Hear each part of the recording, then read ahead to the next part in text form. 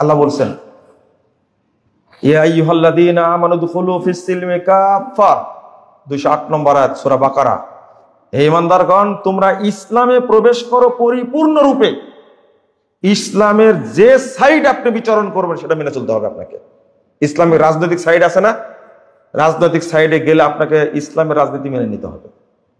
বাংলাদেশে ইসলামের রাজনীতি নাই, আছে জাহেলি রাজনীতি। আপনার সাথে সংশ্লিষ্ট হওয়া যাবে না, আপোষ করা যাবে না, মোটেই না। আপনি অর্থনৈতিক জীবনে গিয়ে আপনি ইসলামী অর্থনীতিকেই মেনে নিতে হবে। আপনি কারণই অর্থনীতি মানতে পারবেন না, এই সুদ ভিত্তিক অর্থনীতি মানতে পারবেন না। আপনি শিক্ষা জীবনে গিয়ে আপনাকে তাওহীদ ভিত্তিক শিক্ষা অর্জন করতে হবে। এই কুফরি বস্তুবাদী শিক্ষা ব্যবস্থা গ্রহণ করা যাবে না। উদখুলু ফিস সিলমে কাফা। আপনার জীবনটা ছোট না, ইসলামিক জীবনটা ছোট না, বড় জীবন। আপনি যদি মনে করেন যে বর্তমান শিক্ষা ব্যবস্থায় শিক্ষা প্রদান করা জায়েজ, শিক্ষা করা জায়েজ, তাহলে আপনি একটা কুফরি ব্যবস্থাকে সাপোর্ট করলেন। এটা কুফরি ব্যবস্থা, এই শিক্ষা ব্যবস্থা চলবে না, এটা হারাম। আপনাকে প্রথম বিশ্বাস করতে হবে নিজের সন্তানকে এই ব্যবস্থায় ঢোকানো যাবে।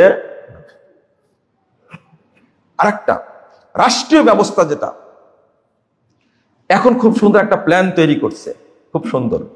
আমি যে বললাম, হাদিসটা অনুবাদ করলাম যে সব মসজিদে মুসল্লি দ্বারা পূর্ণ, কিন্তু একজনে কি নাই, কি আছে তাহলে? মুশরিক আছে, কাফের আছে, আর কি আছে? মুনাফিক আছে। এরা মুনাফিক, মুশরিক। আল্লাহ বলছেন ওমা ইউমিনু বিল্লাহ ওমা ইউমিনু আকসারুহুম বিল্লাহ ইল্লা ওয়া হুম মুশরিকুন, 106 নম্বর আয়াত সূরা ইউসুফ। অধিকাংশ মানুষ আল্লাহর প্রতি ঈমান এনেছে, সালাত পড়ে, তারা কি? মুশরিক। তারা কি? মুশরিক। তাহলে আল্লাহ বললেন কি? মুশরিক। 2 নম্বর, ওয়া ইন্না কাসীরাম মিনান নাসি বিলিকাই রাব্বিহিম লাকাফিরুন, 7 নম্বর আয়াত সূরা রুম। আল্লাহ বলছেন অধিকাংশ মানুষ আল্লাহর সঙ্গে সাক্ষাৎ করবে কাফের হয়ে। তাহলে কাফের। আরেকটা আয়াত বলেছে এর আগে, ভুলে গেছেন, ইন্নাহু লা ইফলিহুল কাফিরুন, যারা আল্লাহর সাথে দ্বীনের সাথে আরেকটা অ্যাড করবে তারা কি? কাফের। তো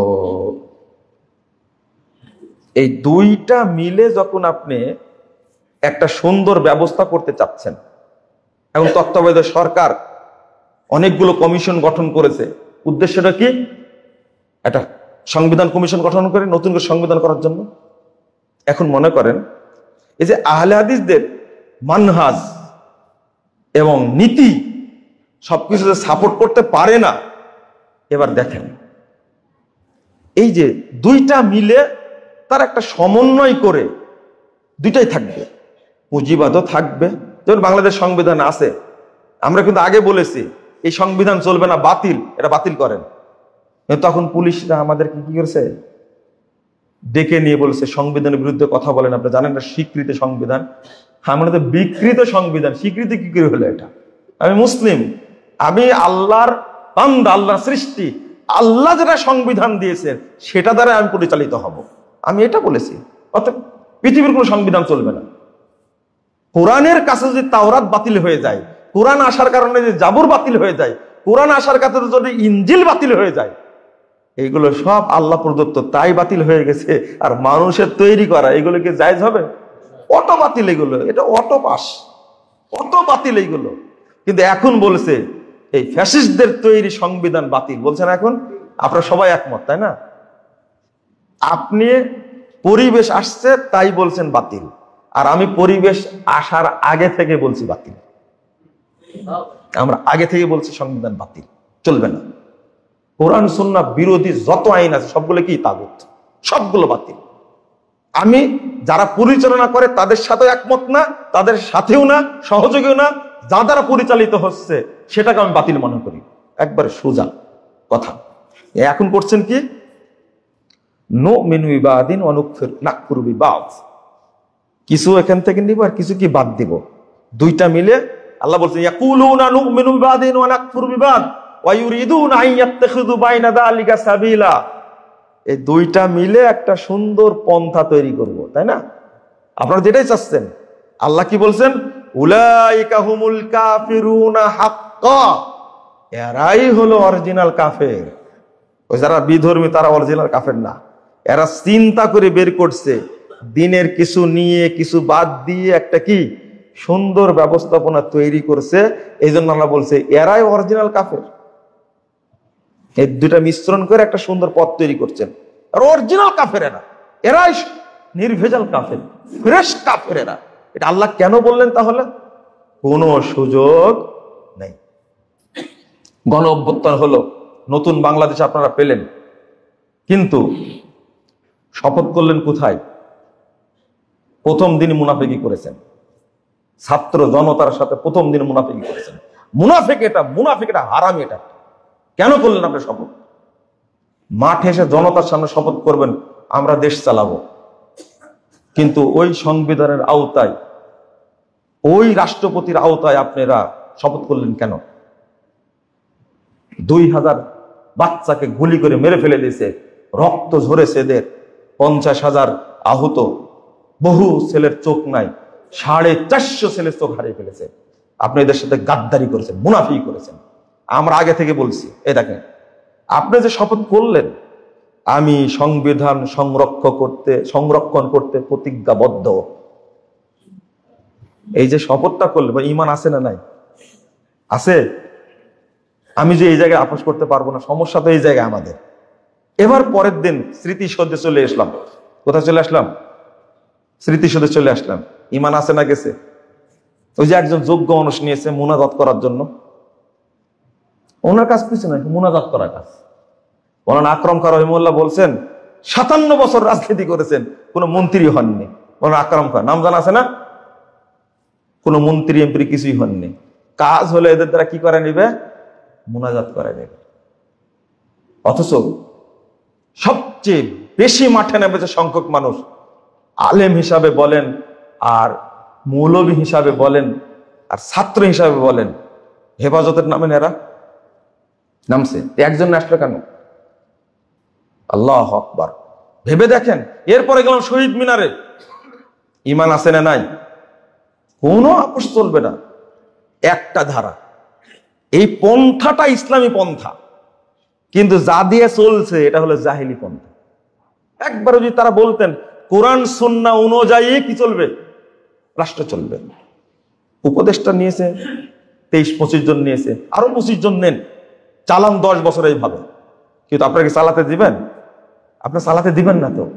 এখানে কিছু ভালো মানুষ নেন, নিয়ে চালান 5টা বছর, দেশকে দেখায় দেন। ওই চুরি করতে পারছেন না, এখন দুর্নীতি করতে পারছেন না, খুব বিপদে আছে, তাই বলছে তাড়াতাড়ি নির্বাচন দেন, তাড়াতাড়ি নির্বাচন দেন। চালাতে পারবেন না আপনারা, কিভাবে চালাবেন? ইসলামিক নীতি যখন আসবে, সব অপরাধীরা তখন ইঁদুরের গর্ত পাবে না পালানোর জন্য, সব আতঙ্কের মধ্যে আছে।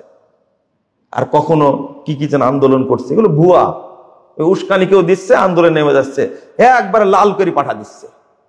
বুঝতে পারছেন না? এটা বোকামি। এটা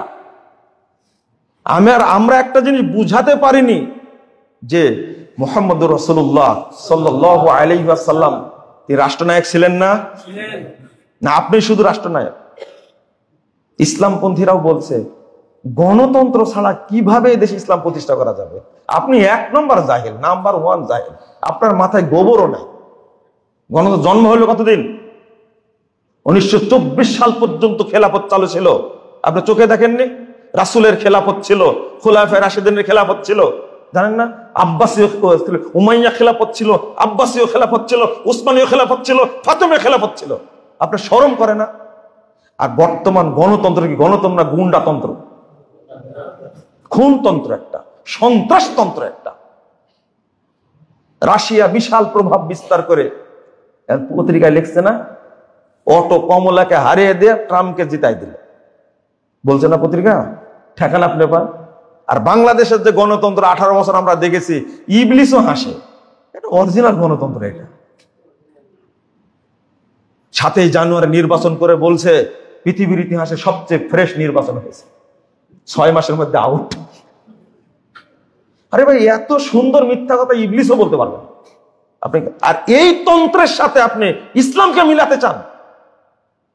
আজকে যদি ইউনূস সাহেব বলেন যে ঠিক আছে, আপনারা সবাই মিলে আহলে হাদিসদেরকে দিই, এরা তো কোনোদিন রাজনীতি করে না, এইদের আলেমদেরকে ডেকে বলে দিই, যারা শিক্ষাবিদ আছে তাদেরকে বলে আপনারা 3টা বছর চালান, আপনারা নিবেন না ছেড়ে দেবেন?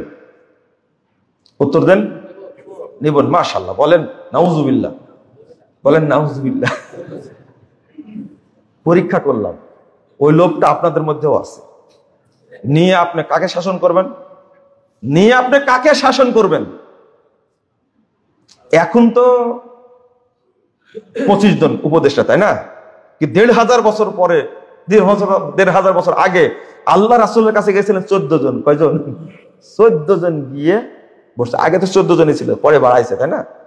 তো গিয়ে বলছেন যে মোহাম্মদ শোনো, আমরাই তো এই বিতর্ক না করে আমরা সমাধানে আসি। প্রথম প্রস্তাব, ওয়াইন তুরিদু মালান বা জামালানা মুআলানা হাত্তা তাকুনা আকসারা মালিনা। তুমি যদি ধনী হতে চাও, তোমাদের ইচ্ছা যদি ধনী হওয়ার থাকে, আমরা সবাই সম্পদ তোমাকে দিয়ে দিব, তুমি আরবের সবচেয়ে ধনাঢ্য ব্যক্তি হয়ে যাবে। ওয়াইন তুরিদু শারাফ, আর তুমি যদি নেতা হতে চাও, সাওয়াতনাকা আলাইনা, তাহলে তোমরা একটা নেতা বানাবো। হাত্তা লানাত্তাও আল আমরা দোনাক, তোমাকে ছাড়া মরা পর্যন্ত আর কাউকে নেতা বানাবো না, একবার স্থায়ী আজীবন চিরনেতা তোমাকে বানাই দেবো আমরা। ওয়াইন তুরিদুল মালিকা, আর তুমি যদি শাসক হতে চাও, মালাক না আলাইনা, তাহলে আমরা তো শাসক বানাবো। কোনটাতে রাজি বলো?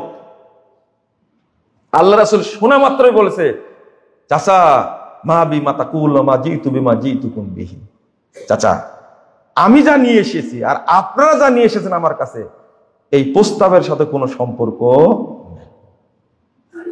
হলো এবার আপনাদের সাথে কত সুন্দর মিলে গেল।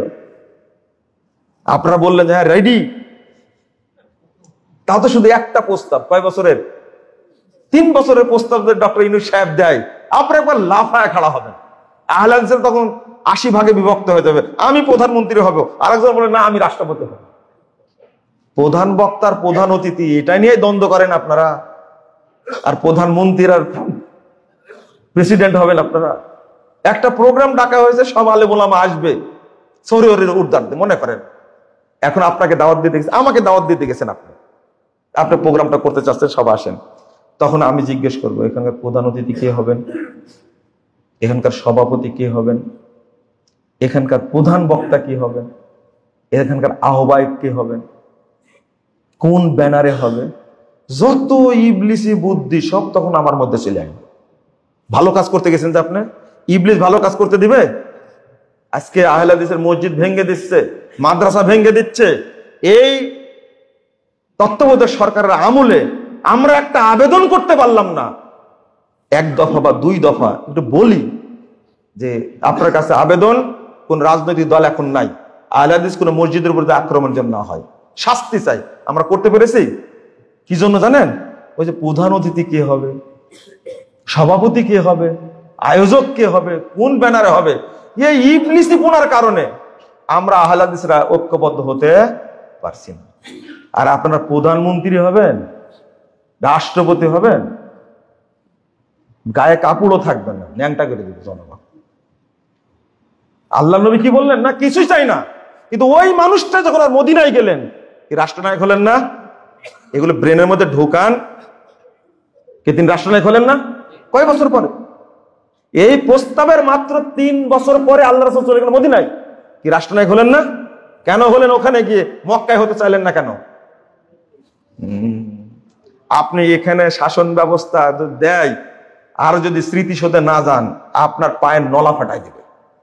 বেটা তোমাকে আমি দায়িত্ব দিলাম, আর তুমি শহীদদের অসম্মান করলে। শহীদ মিনারে যদি না যান, আপনার খবর আছে। এটা স্বাধীন না, আপনি কি পরাধীন।